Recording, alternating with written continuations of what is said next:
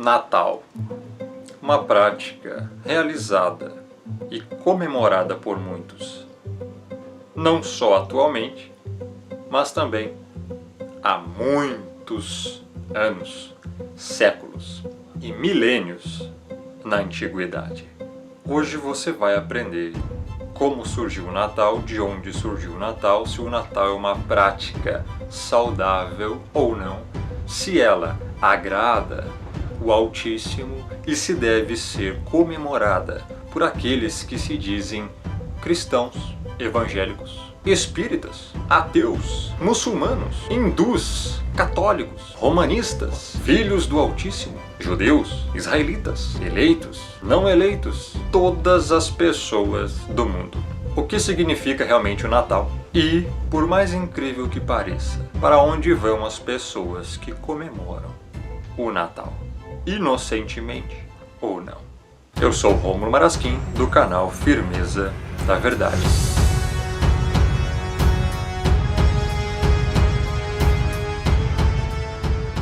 Por um acaso você já achou o Natal na Bíblia, na Escritura? É óbvio que não, pois ele não existe lá.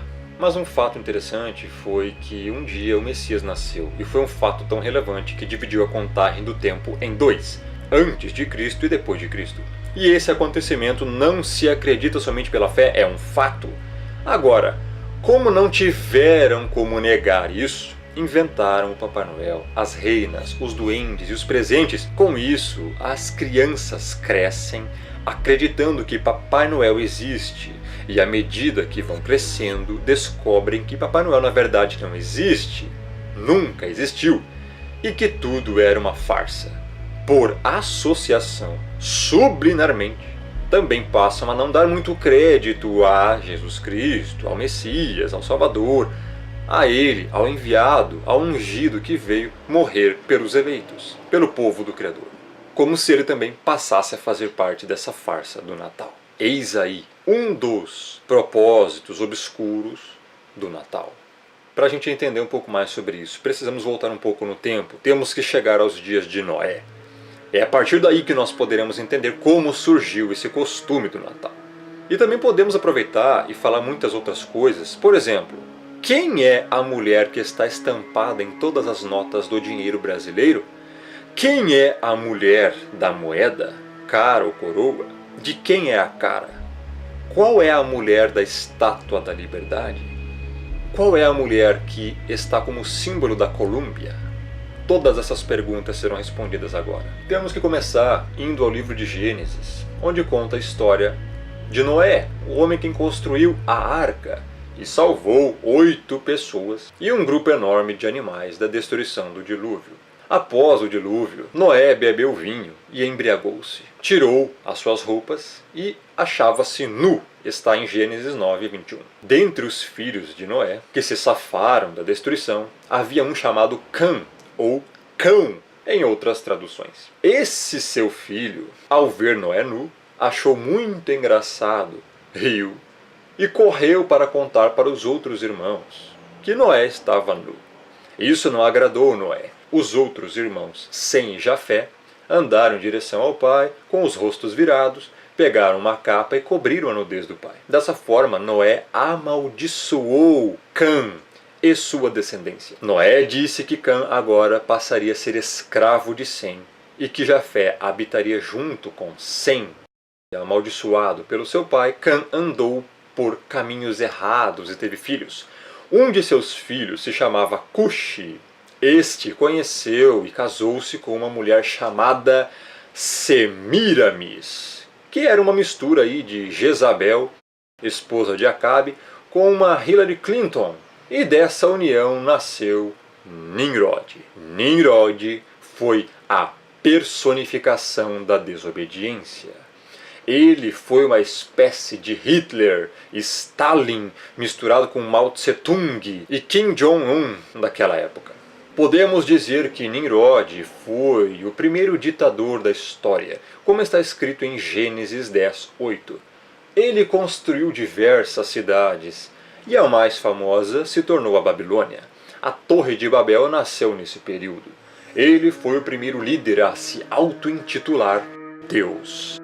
Nesse avanço de Nimrod como senhor do mundo, entre aspas, já naquela época, construindo as cidades, juntando as pessoas em grupos num só lugar, o que era contrário ao que o Criador mandava fazer, pois o Pai mandava para serem fecundos e que se espalhassem sobre a face da terra.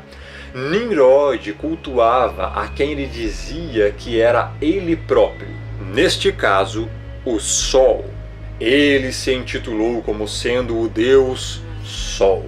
Esse homem, não ficando apenas nas aberrações que fazia, nas idolatrias que promovia e nas orgias que praticava e incentivava, se apossou da própria mãe. Sim, vou repetir se você não entendeu. Nimrod se apossou sexualmente da própria mãe. Ele fez a própria mãe de sua mulher. Semíramis, então, deteve para si o título de deusa, porque o seu filho e marido, ao mesmo tempo, dizia que era Deus. Ela também, como mãe e mulher dele, dizia que era deusa.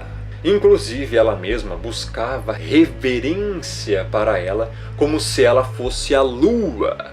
O tio-avô de Nimrod, Sem, matou-o, espedaçou-o e separou seus pedaços. Então Semíramis, a sua esposa e mãe, pensou: um Deus não morre. E ela contou uma história de que ele não havia morrido e que ele simplesmente havia ido para o lugar dele, que era no Sol, e falava que ele era o Sol. Nimrod é o patriarca dos senhores do mundo, que estão aqui nos nossos dias atuais. Todos eles são da descendência vinda após Nimrod. E os senhores do mundo são seus seguidores. Por isso, o símbolo Illuminati é a pirâmide com o olho que tudo vê, pois o olho que tudo vê também simboliza Nimrod. Nesse meio tempo, ela então fica grávida. Mas como poderia, se o marido, que ao mesmo tempo era filho, era o Sol? Então ela contou mais uma história mítica, mais mirabolante ainda. O Deus Sol me engravidou. Vou conceber um fruto do espírito do Deus Sol. Mas na verdade é óbvio que ela tinha feito um filho fora do casamento. Isso é mais do que lógico. Semíramis era uma mulher que não valia nada e hoje é homenageada por todo mundo. Era uma prostituta. Após a morte do marido, grávida, dizia que seu filho, que iria nascer, era o Filho de Deus e colocou nele o nome de Tamuz. A Bíblia fala de Tamuz em Ezequiel 8, 14 e 18. Levou-me à entrada da porta da casa do Criador, que está no lado norte. E eis que estavam ali mulheres assentadas chorando a Tamuz. Vou repetir. Eis que estavam ali mulheres assentadas chorando a Tamuz. Disse-me: vês isto, filho do homem? Verás ainda abominações maiores do que estas. Por quê? Estas mulheres estavam celebrando o Natal com uma árvore de um pinheirinho de Natal, chorando a Tamuz.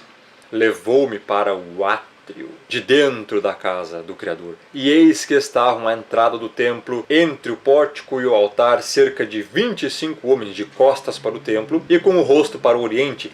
Adoravam o sol, virados para o oriente. Vou repetir. Adoravam o sol, virados para o oriente. Ou seja, também estavam adorando a Tamuz e a Nimrod. Então me disse: vês, filho do homem? O Criador falando isso para Ezequiel. Está vendo, filho do homem? Está vendo, Ezequiel? Acaso é coisa de pouca monta para a casa de Judá o fazerem deles as abominações que fazem aqui? para que ainda encham de violência a terra e tornem a irritar-me, ei-los a chegar o ramo ao seu nariz, pelo que também eu os tratarei com furor, os meus olhos não pouparão, nem terei piedade.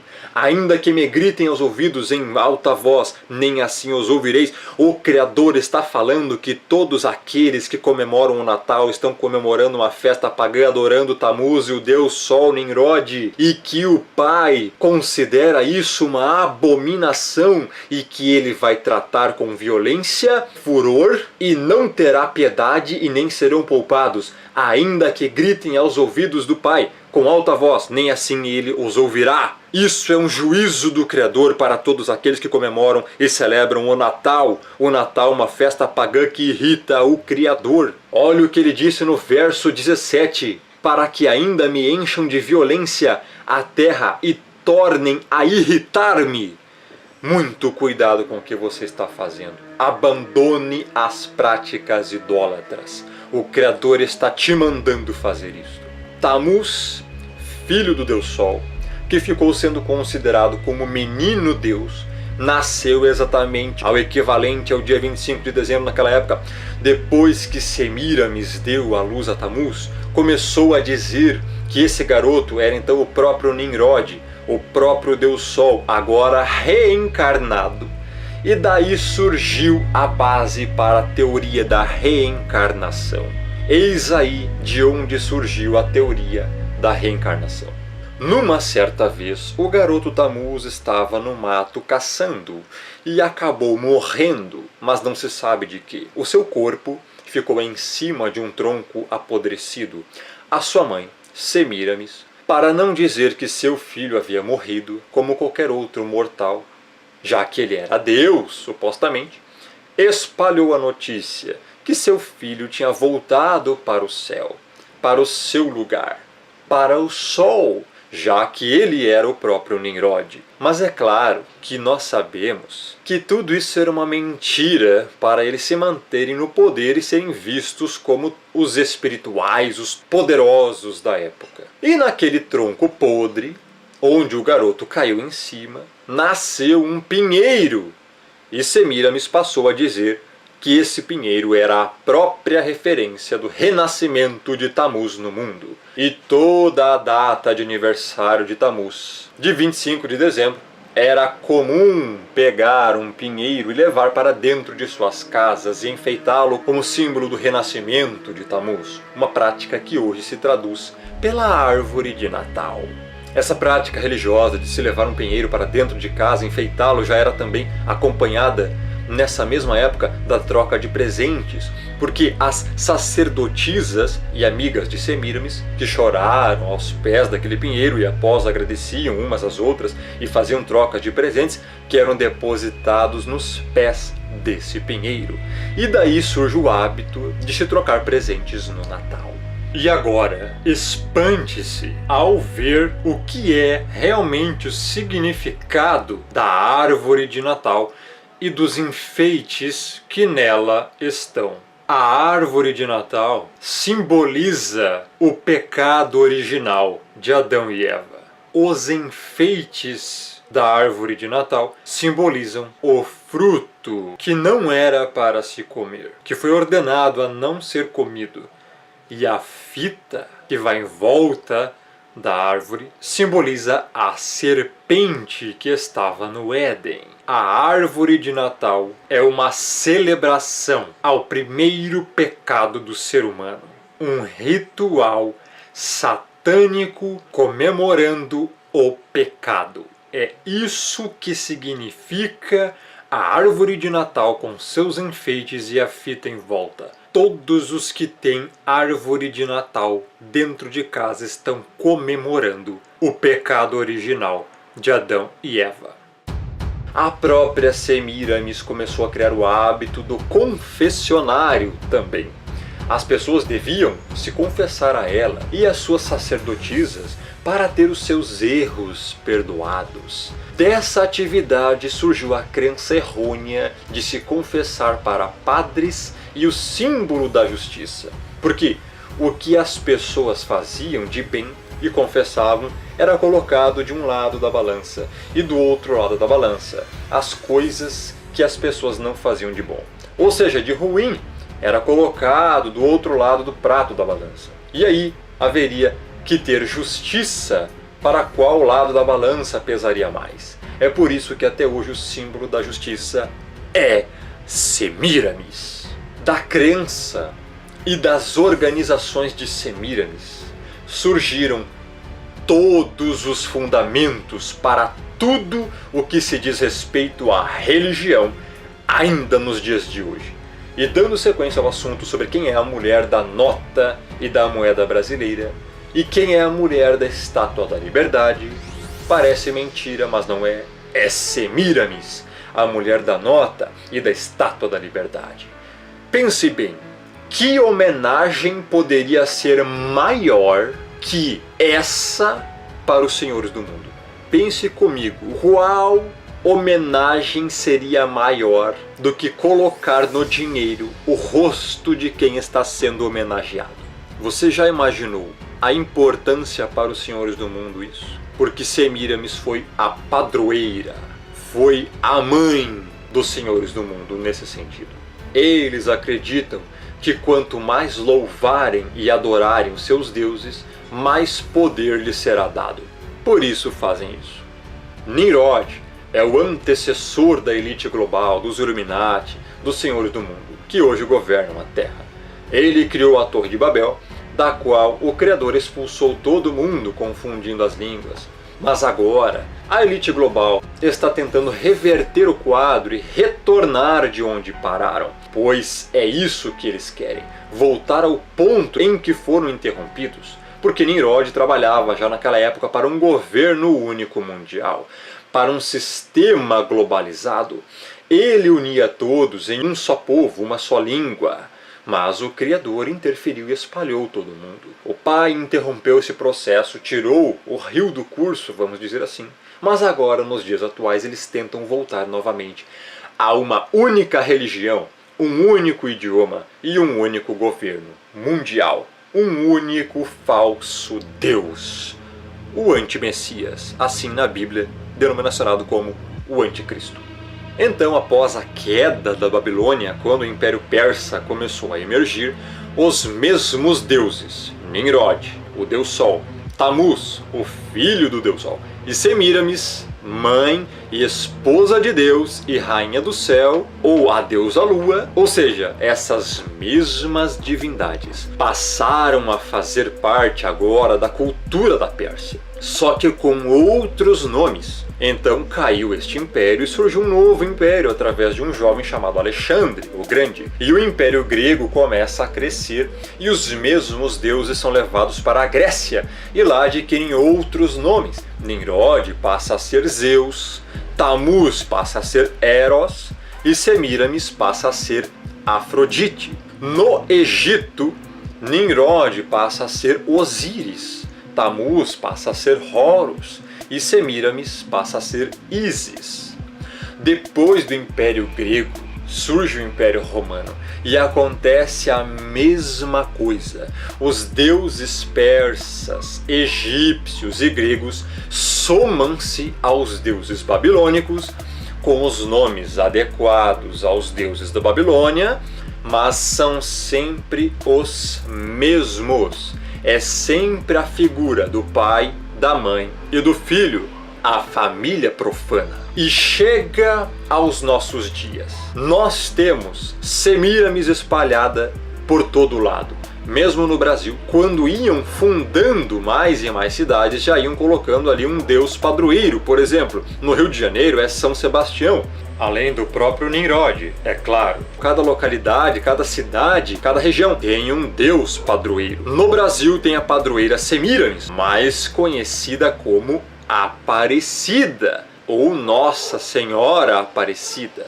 Inclusive, é conhecido no espiritismo, em várias linhas, que o Brasil foi vendido a esse deus, a essa falsa deusa, a Nossa Senhora Aparecida. Hoje acontece a mesma coisa que acontecia naquela época. Os deuses são os mesmos, apenas têm nomes diferentes. E o Natal surgiu daí. 25 de dezembro é a data de nascimento do filho de Nimrod chamado Tammuz. E, acredite se quiser, a transliteração para os nossos dias, infelizmente, é Jesus. O Messias falava hebraico. A mãe dele chamava ele pelo nome em hebraico. O nome dele é em hebraico. No alfabeto hebraico, sequer a letra J tem. Ou seja, este não é o nome dele. Nome não se traduz, se translitera para o entendimento. O cristianismo foi misturado com o paganismo. Foi no século V que a seita romanista ordenou que se observasse o nascimento de Cristo, assim nominado Cristo, no dia 25 de dezembro, o dia da antiga festa romana do nascimento do Sol. Um dos nomes do Deus Sol. Nenhum investigador honesto pode negar esses fatos claros. A palavra greco-romana Cristo, que vem de Krestos, significa crista. É por isso que você observa no capacete romano dos soldados o símbolo do seu deus, o deus Mitra, o deus Sol, a crista do capacete romano. É por isso também que você vê na cabeça de alguns deuses romanos, inclusive do próprio Mitra, a crista, que significa exatamente os raios do deus Sol Invictus.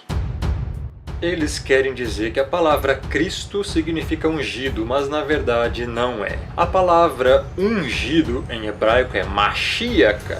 O que você precisa entender é que existem duas pessoas, uma é verdadeira e a outra é falsa, pois foi criada pelo paganismo e adotada pela seita romanista. Existe um Jesus Cristo que foi inventado por Roma, e existe o Messias, o Salvador, o Cordeiro, que é o verdadeiro enviado, que morreu na cruz pelos eleitos, pelo seu povo. Um é falso, o outro é verdadeiro. Esse Jesus Cristo é Mitra, o verdadeiro Messias, o verdadeiro Salvador, o verdadeiro Cordeiro. Não tem nada a ver com a religião, não tem nada a ver com o Natal e não tem nada a ver com esses nomes paganizados, aportuguesados, blasfemos e heréticos que foram introduzidos na religião cristã.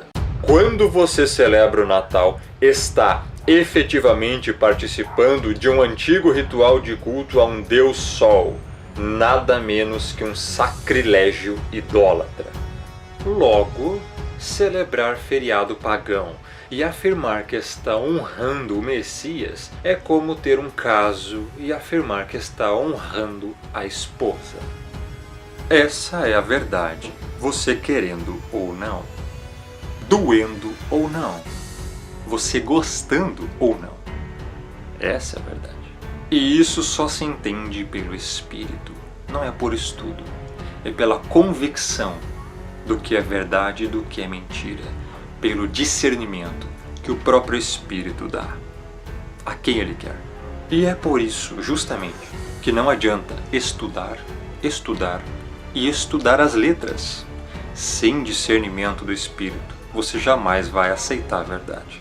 Sim, te enganaram há todo este tempo. Durante todo esse tempo, você deu crédito a mentiras pagãs, mas não na verdade. Todos aqueles que não se arrependem e não mudam, não param imediatamente de comemorar o Natal. Todos aqueles que estão comemorando o Natal estão cometendo idolatria, pecados abomináveis contra o Pai e não são salvos, pois estão consagrando dias a falsos deuses, demônios, denominações que estão incutindo dentro delas costumes pagãos de Natal. Tem até denominações com árvores de Natal dentro. Estão cometendo grave pecado. Não estão agradando o Criador. Devem parar imediatamente, se arrepender, se converter, pois estão cometendo idolatria. Quem não se arrepende não é salvo. E se você está comemorando isso e quer fazer as coisas corretamente, você deve parar imediatamente com isso. O Criador está te chamando para parar de ser idólatra e cometer costumes pagãos. Arrependa-se. Arrependa-se de tudo que você já fez de errado. Volte para os caminhos do Pai. Ele está te chamando, creia nisso. a verdade está sendo propagada diante dos seus olhos, aos seus ouvidos nesse exato momento. Mude, arrependa-se. Todos aqueles que não largam tais costumes pagãos não são salvos. E se você não largar, também não vai ser salvo. Minha missão foi feita. Lavei minhas mãos. A verdade foi exposta e o alerta foi dado. Agora, cabe a você escolher ou não o que você vai fazer. O Espírito está te chamando. Muitos são chamados, poucos os escolhidos. Espero que você seja um desses poucos. Grande abraço. Rômulo Marasquim do canal Firmeza da Verdade.